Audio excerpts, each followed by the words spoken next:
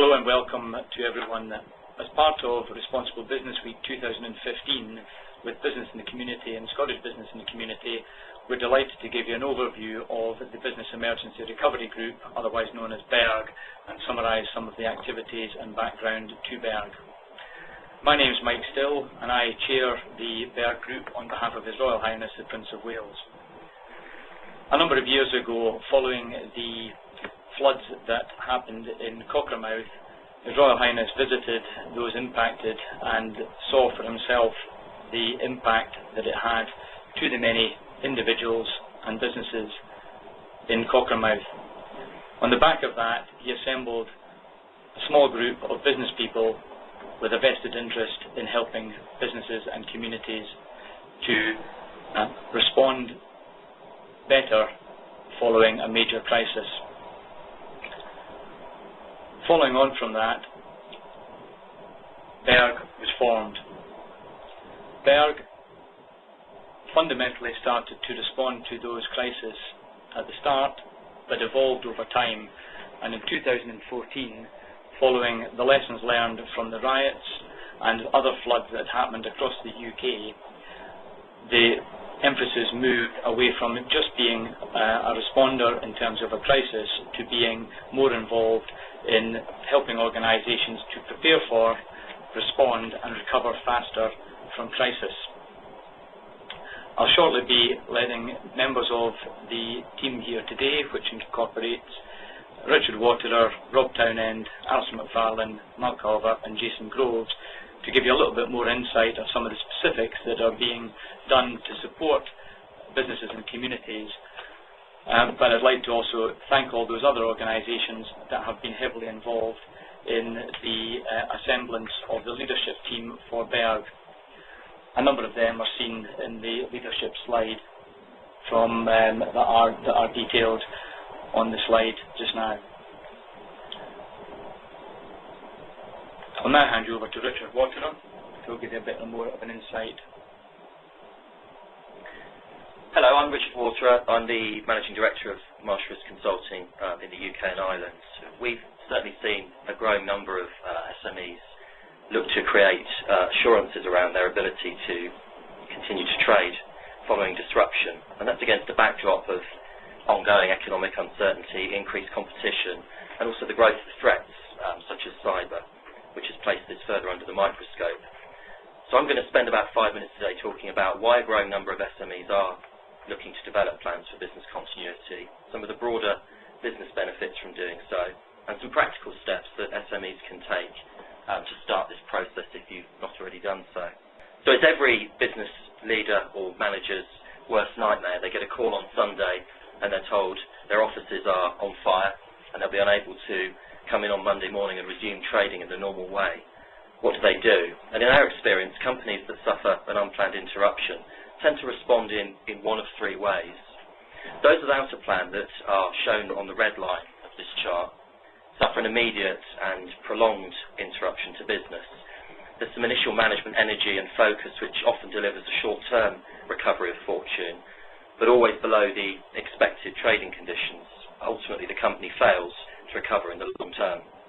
In fact, in our experience, about 50% of companies in this position go out of business altogether within a year of suffering that interruption. Those that are planned that get lucky, which are shown in this chart on the yellow line, suffer immediate losses that are perhaps less pronounced and are able to get the business back up and running almost through a kind of seat of the pants strategy. However, the increased costs of doing this, coupled with lost business, means that they trade at a lower level than planned and it damages the business going forward. And then there are those that do have a plan, and that's shown on this chart with a green line. The immediate impact of the disruption is minimal, recovery is quick, and the business is restored to normality. Some companies even go on to outperform expectations because they demonstrated to their customers the strength of the management team that are in place.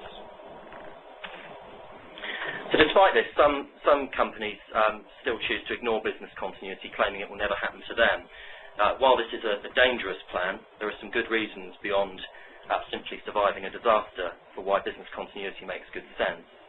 First of all, it helps protect all of the business assets that are critical to a company. That could be their property, their machinery, their IT, even their reputation, and of course their people. And in fact, a key part of business continuity is how you'll ensure the safety of your people in the immediate aftermath of a disaster.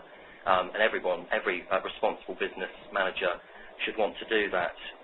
It sends out a strong message to your stakeholders, your investors, your employees, your customers, and it helps to deliver competitive advantage, both in the event of an interruption, where you can demonstrate the strength of the organisation, but also as just demonstrable evidence of good management.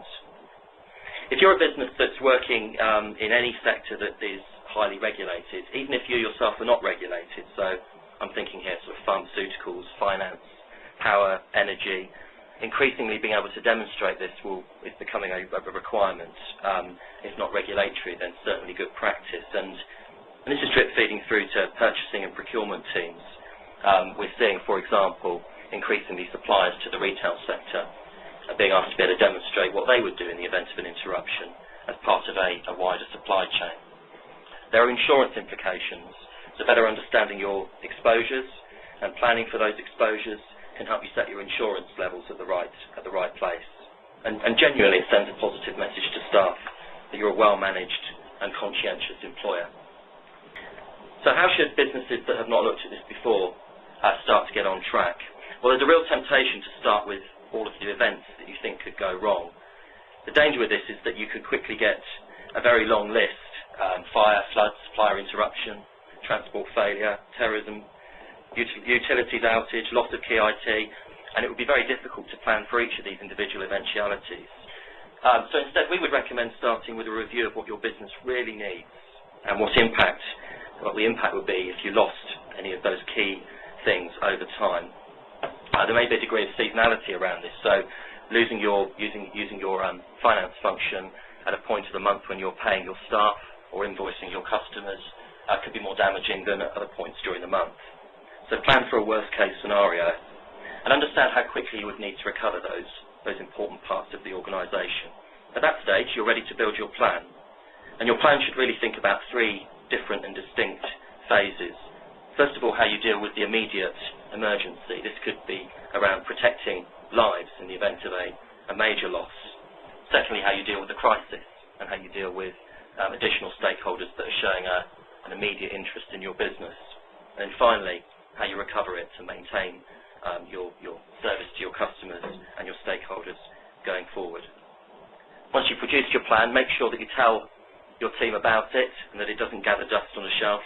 And most importantly, of course, make sure it works by testing it before the event happens and not while it is happening. So in conclusion, business continuity need not be time or resource intensive. Without it, you're taking a very big risk. With it, you're positioning your business to move forward with confidence.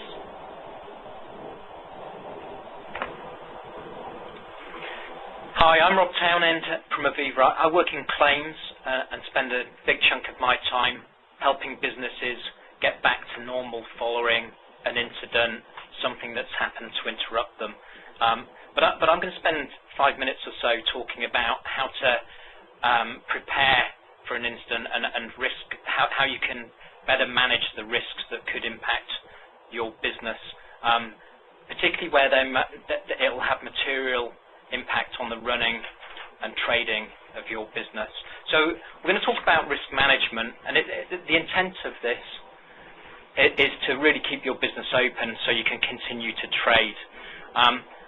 The key elements of risk management are around starting with a risk plan that details what are the things that you are exposed to that could materially impact your business. So our advice would be start with thinking about the risks that could impact the trading of your business, whether it be flood, riots, fire, for some of you maybe terrorist attacks, cybercrime, which we're going to come on and talk a little bit more about later. But this is really about if the unthinkable should happen, how would you be prepared to respond to it? And if you think about it, when an event happens, it's quite a panic. So anything you can do to prepare for the circumstances that might impact you beforehand will make it easier for you to respond. So some of the key elements, first of all, start with creating a risk map, looking at the things that could impact your business. Then, off the back of those risks, develop things that you would do what are the actions you would need to take? So if you think about a fire or a flood, would you need new premises? Might you need to get your IT up and running? How would you access customer lists or customer information? But also think about other people you could pull on to help. And that's one of the key roles of BERG in terms of one of the things we will offer is access to experts that could potentially help you in different situations. But each situation is going to be different to your business. The risk plan and the business continuity plan that would fall off the back of that is unique to you. It's about your trading, what you're trying to do for your customers. The other thing to do off the back of that is ensure that you've got the right insurance in place so that if the worst does happen, your insurance will help you get back to normal. So think about, have you got property damage cover? Have you got stock on contents cover? Have you got business interruption that will help you continue to trade either while your business is interrupted, plus provide financial support while that's happening? One of the areas I wanted to focus on, because it's been more prevalent, I suppose, in the last 5 to 10 years in the UK, is flooding. Ask yourselves if you are exposed to flooding, and then think about building a risk plan around that. We've seen lots of flooding in the southwest, in the Thames Valley, in the northern parts of the UK and Scotland, and it's becoming more prevalent as climate change hits us. So again, think about risk planning around flooding and what would you do to mitigate if a flood did hit you, both well before an event, but as floodwaters may be appearing. So one of I've given an example on this slide to really show you what a risk plan might look like, going through what the actual risks are, assessing how material they are to you, to the things you could respond to. So this is a flood template that we use with some of our customers.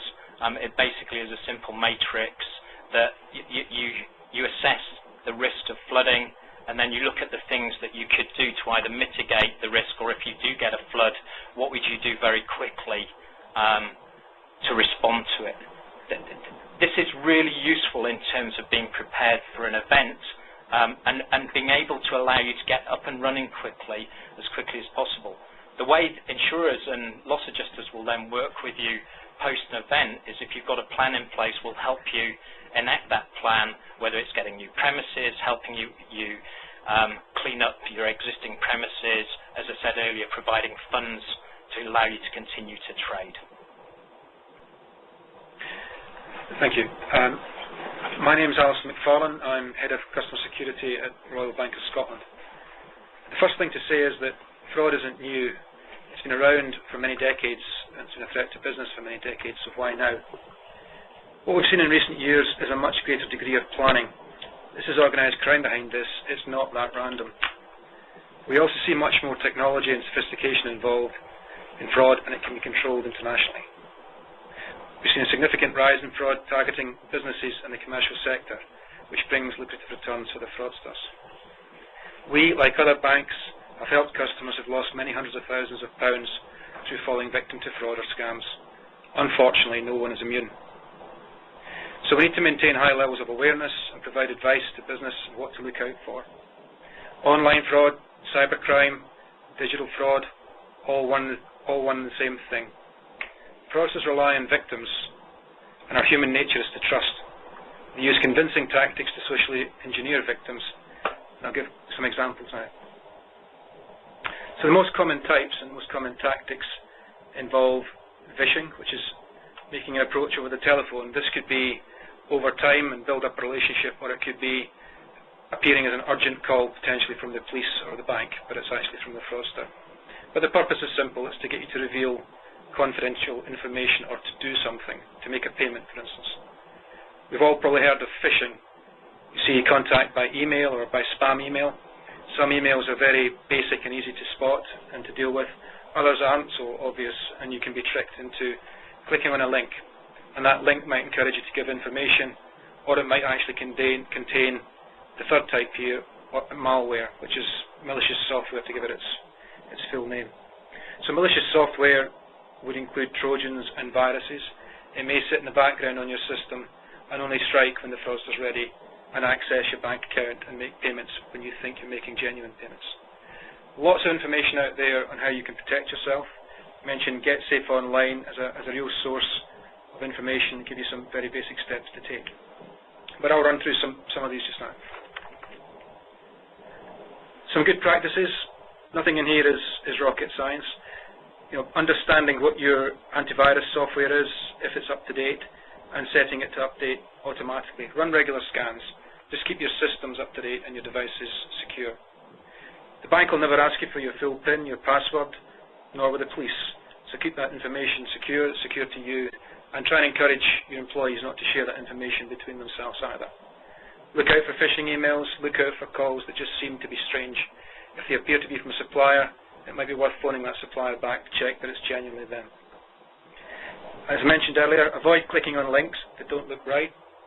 That's where 90% plus of our malicious software that we see comes from phishing emails and clicking on links. And lastly, use the latest version of your browser. A very simple step. Again, lots of information out there, whether it's through Get Safe Online or Cyber Essentials, or indeed through BERG. It's not just fraud, though. Our businesses become very dependent on IT. We may have creaking systems and old devices and old versions of software that could fail and let you down at the worst possible time. Lots of information there to help protect yourself and to prepare for that sort of thing. But the plan is very similar to business continuity generally, is to protect yourself in the first place. Understand what's important to your organization. That could well be customer data, it could be client pricing, it could be new products, it could be intellectual property. All that very, very sensitive, very, very important, and key that you keep that safe and secure. Be ready with the plan, be ready to respond. If something does go wrong, how quickly can you get your business back up and running, especially if your business is dependent on the web? How quickly can you surface again and trade? And if you do fall over, how do you recover? Can you back up? Information is there in the slide, and hopefully that's helpful. Thank you.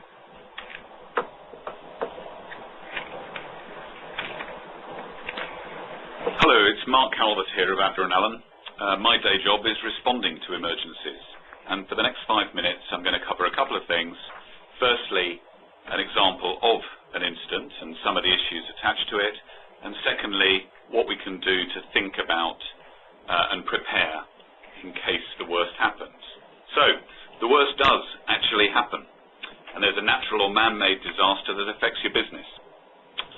What you've prepared and what you do now will help determine how much it affects you. Perhaps the best example of a man-made disaster was the Buncefield explosion back in December 2005, and it was my job to attend and assist with the clean-up. The explosion was the largest seen in peacetime Europe. There was a huge and unpredictable fire, with the smoke initially heading towards Western Europe. There were a range and vast volume of flammable and hazardous liquids that had mingled together, left the site, potentially entering drainage systems and watercourses, and certainly covering large areas of public road. The area itself affected 2 local authorities, several water companies. So it was my job to manage that clean-up once the fire was under control. And it's worth noting a couple of the challenges we faced, which in different forms are the sort of challenges we may all face in an incident. Firstly, it's command and control. Who's in charge? Who do I liaise with? Who says I can do what I want to do or what I think I should be doing? In this example, the emergency phase was under the control of the fire brigade. However, the health and safety executive had a very significant role to play. The Environment Agency had a duty to try and minimise pollution. The police had an investigative role to try and find out what had happened. A number of oil companies were affected. A large number of local businesses were affected, both in terms of direct damage and no access to their site. Plus then you had HMRC, local authorities, water companies, insurance companies, all with substantial interest in what happened next. Underlying all of that was the threat of litigation. Who'd done something wrong, and were some people subsequently doing anything wrong? So one of our questions was, where's your contingency plan and the plans relating to the site? Well, unfortunately, they're in a building that had blown up. So where do you keep yours? Can you access them if your site is affected? The key is establishing a team who meet regularly, assess the situation and determine the priorities for the next course of action. In this example, that was 25 people. In your example, it may be you and other local businesses affected working alongside the regulators to determine the best thing for all parties. One final example on this one was that the water main had cracked and was materially adding water to the site. Now this was in turn making it difficult to clean up the site, and the water company was reluctant to turn it off, because if they had, then the contamination may well have entered the local water supply. So sometimes what we think is the right thing to do may not be for the greater good. So in any emergency there are always conflicting requirements. If an incident affects you, it's imperative to know what are you going to do, who can you call on, and who will help you. And BERG provides the answers and has a dedicated service to assist those in need. Once you've been hit by a disaster, the speed of response is critical. If it's an environmental pollution incident, there is a direct correlation between the speed and quality of response and the cost. So being prepared is vital and will probably save you a great deal of money. Most emergencies cover two eventualities, either something coming into your premises causing damage or something leaving your premises which may cause damage. And there are a number of measures you can put in place to mitigate the effects of those. Fundamentally, planning and practice are keys to success. A good plan, which all the key staff are conversant with, will definitely reduce the impacts of any disaster. And always consider the impacts upon your neighbour. It may well be sensible to have a plan which incorporates both yours and the requirements of surrounding businesses. So in summary, have a plan, make sure you know where it is and that you can get to it, make sure that everyone in your business and locally is up to speed with it, and in an emergency, it may seem like the end of the world, but don't panic, follow the plan, and have a list of telephone numbers easy to hand to ask for the appropriate help. Mark and everyone, thank you very much. It's Jason Groves here from Marsh. Now an opportunity to a few common questions that we've found people ask about how they can prepare for and respond to and recover from some of these crises and the effects of which you've all laid out very well. Perhaps, Mark, I could turn to you first of all, and thank you for that explanation. But there'll be a lot of people listening to this saying, you know, what can I do now to ensure my business is as well prepared as possible for an emergency?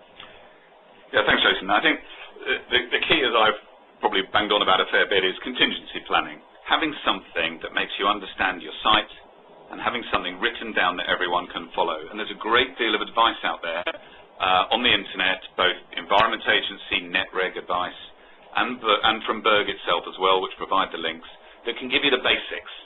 Enough information for you to have a look and decide what you need that can help you. Now, Richard, one of the things that sort of comes out of this perhaps is that people think, well, I've got insurance. Do I really need to have a business continuity plan? My insurance company will just kick in if anything happens.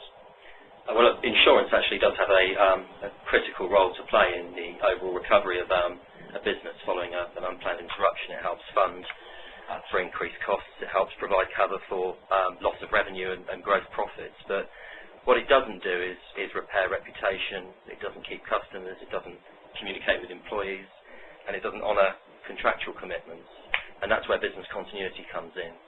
So the ideal situation for any business of any size is to find a solution that incorporates both a plan that we've talked about and some form of insurance cover that trade off each other in the most appropriate way. And indeed, you know, having good business continuity will help you make the decisions about the level and type of insurance you need to buy.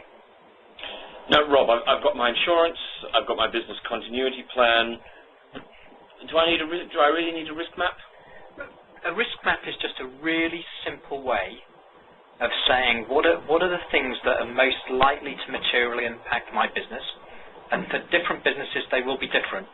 But more importantly, it says what things do I need to plan around in my business continuity plan. So it's just a step before a business continuity plan that says these are the risks and these are the things that I need a business continuity plan for. So it's just really simple to say, what are the risks I'm exposed to? And it shouldn't take long to do.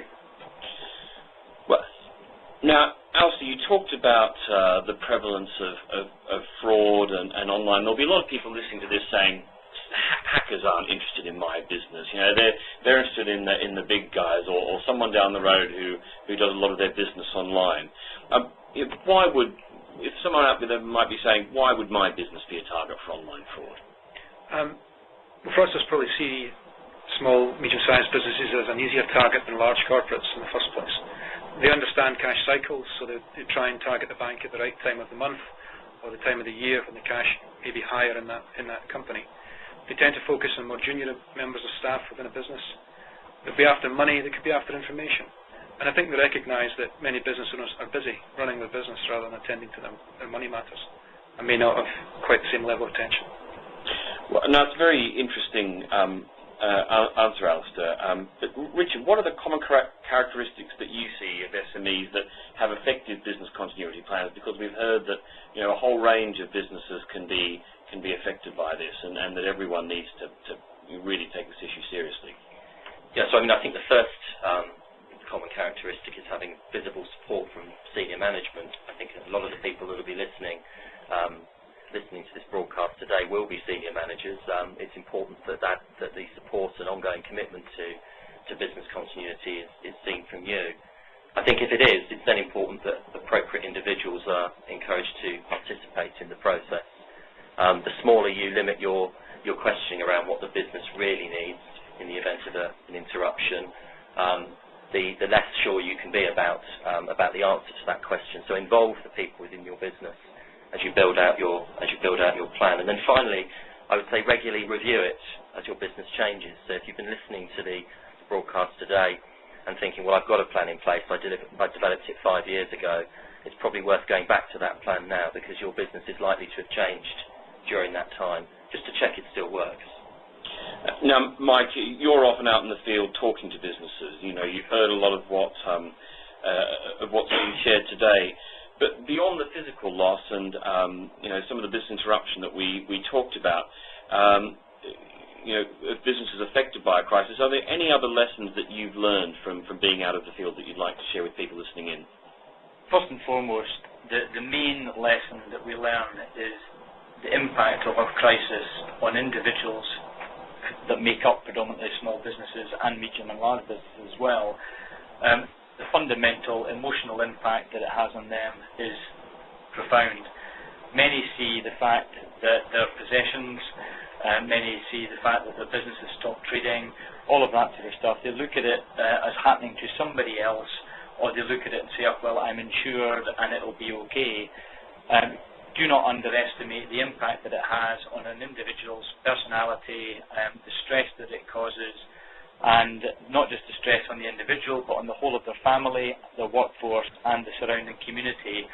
And it is really important to consider that. So if you're aware of your business being impacted, be aware of some of the signs of stress that can come with that, but also reach out to those that are impacted around you, because a problem shared is often a problem halved, and it is really important to help. So again, referring back to the BERG website, we will have information on that can give you support, counselling and guidance, because do not underestimate it from that perspective. The last point I would also just like to reinforce there is the amount of people that have been impacted, and a consistent message, particularly around small businesses and communities, are I didn't think it would happen to me. Even for those that it's happened once and they've been flooded or they've had a cyber attack of some description, the view there is it won't happen to me again. And it isn't until it's happened for the third time in terms of some of the flooding experiences we've had that they start to take it seriously, and they go through the hardship not once, twice, 3 times. So please learn, and please make sure that you prepare effectively. Okay, Mike, I think hopefully everyone has got the message of the need for planning. So, Mark, we've changed the minds of people listening in, and they've decided they want to prepare a contingency plan. What sort of help is available to them, and what do they need to think about when they're considering preparing one? Well, in addition to what the other guys and girls are saying, the plan needs to be simple. It doesn't need to be rocket science. You're just trying to establish what have you got, what might happen, and in the event, what do I do? There are framework templates available on the web. It's worth going through the Environment Agency website where they have a section called Net Regs, but BERG's there to help as well.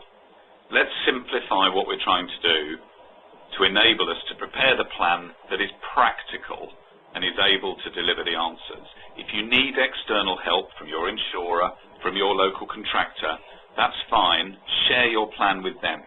The more information that the people have who are going to attend site, the easier it is to respond to your specific requirements. Now Richard, when companies are preparing a business continuity plan, as Mark outlined, do they need to think about every eventuality, you know, like fire and floods and risk and cyber and all these other things that we've heard about today? I think as we've heard from other speakers today, if you're susceptible to a threat like that, then absolutely you should be thinking about it. You should be thinking about it much more broadly than what do I do if I incur it, and if there are opportunities to reduce or mitigate it, you know, what steps can I take before the incident happens. So, of course, businesses need to be alive to all of the risks they face. It may be a simpler place to start around planning, to say, what do I need to recover? What do I need to operate as a business? And irrespective of the threat, what steps should my company take to recover that? If you're particularly concerned about a loss, a flood, for example, one of the great ways that you can test your plan is by sitting around a table with your management team for an hour and a half or so and pretending that a flood has happened and saying, how would this plan respond? Would it give me everything that I need to be able to get the business back up on track? So certainly consider threats as you work through the process. Well, thanks, Richard. And part of this whole business continuity planning procedure will no doubt throw up risks that perhaps the business didn't quite realise or that they had as part of them. Rob, I'm just wondering, if I'm a businessman and I've identified the risks, you know, what do I do with them? What do I do with them next once I realise what they are? I think you're right. There's some common risks that probably apply to all businesses. Things like fire or loss of IT. In today's world, I think most businesses will have those risks. But if it's something that you haven't really thought about or you expect, that there are resources available that can go and help you consider how do you analyse those risks. And as we've just said, what are the things I could put in place that, a lot of it's common sense around what would I do if this happened and who could help me if that came to bear. So it's really, the risk plan is saying, what are the things that might happen, and then what would I do and who could I go to help me? Well, and that's a really good point. And Alistair, I think people probably have a fairly good idea, they know who to call if there's a fire affecting their business, but perhaps they don't have such a great idea as to who to contact or what to do if in the event of a cyber attack.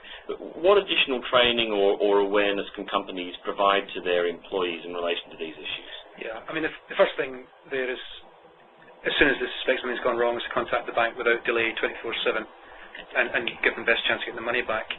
The training and awareness is, if something comes into the mailbox or a telephone call comes in and it just feels out of sequence or a little unusual, challenge it, question it, put the phone down and phone back and phone who you'd expect to. So it's all about awareness of things that just look odd and not being scared to challenge and say this isn't right and slow things down.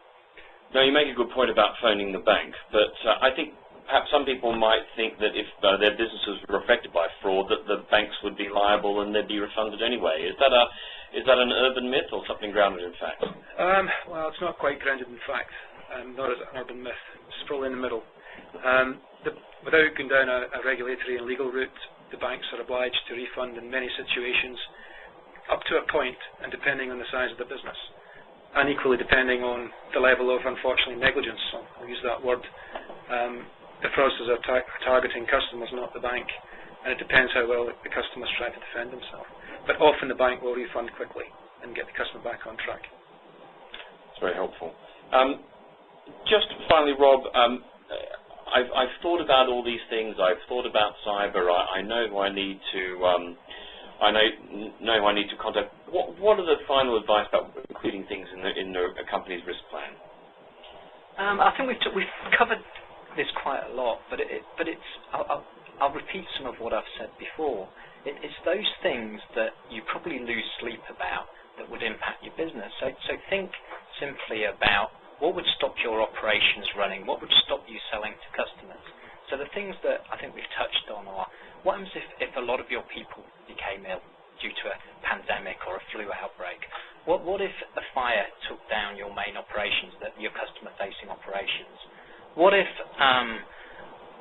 floods stopped you being able to deliver product to your customers? So pick up those things and then think about what you could do in the circumstances that those occurred. And there's lots of resources available on the internet now that you can access to give you advice and help. Thanks very much. Now, just finally, we've covered a lot of the big risks the company face, but we're very lucky to have with us someone who's an expert on oil and chemical spills. So, Mark, it'd be remiss of me not to ask you about whether there's a source of information that can provide help or advice around that specific risk. Yes, there is, and I'll refer back to the Environment Agency again. There are things called pollution prevention guidance notes that provide information on what you should do, but also some nice step-by-step things to look out for to enable you to quantify the risk that you might be under. And also BERG will be providing the links to those useful bits of information to enable you to combine that with your business continuity and have an overall risk profile of your business. Well, Mark, thanks for that, and thank you for the advertisement for BERG. I think one of the things that we really want to emphasize to those listening is this is the first webinar, the first of its kind that we will hopefully be offering much more of. As Mike said at the beginning, the Emergency Recovery Group was formed as part of Business in the Community and Scottish Business in the Community by the Prince of Wales to help businesses and communities prepare for, respond to and recover from crises. I think this is a very exciting initiative which enables larger organizations to assist small and medium-sized businesses and also communities affected by crises and match their resources with identified local needs. Now, of course, to do that, we work through the emergency services, local authorities, the local resilience forums, and the voluntary sector. But the kind of things that BERG will be providing in future include an online signposting facility to enable businesses to become more resilient, on-the-ground practical help, and advice and assistance, such as webinars like this, on recovering from the effects of a crisis and also to prepare for them. We're very grateful for the support that we receive from many companies and also government agencies. But we've heard today about, if I can just perhaps summarize, the importance of business continuity planning for businesses of all sizes, how simple checklists, a little bit of planning can make a huge difference, and that threats can be seen as well as unseen. A statistic I picked up recently was that 80% of large businesses, but also 61% of small businesses, suffered some kind of cybersecurity breach last year. And that's something I think that all of us need to think about the implications of that. And some real examples of how spending time in the preparation of how to respond to a crisis can be critical to saving money, or indeed, a message from many people here, saving your business altogether. So thank you very much for listening. We hope to be in touch with you soon with more such advice and webinars and information of all kinds. Thank you very much once again.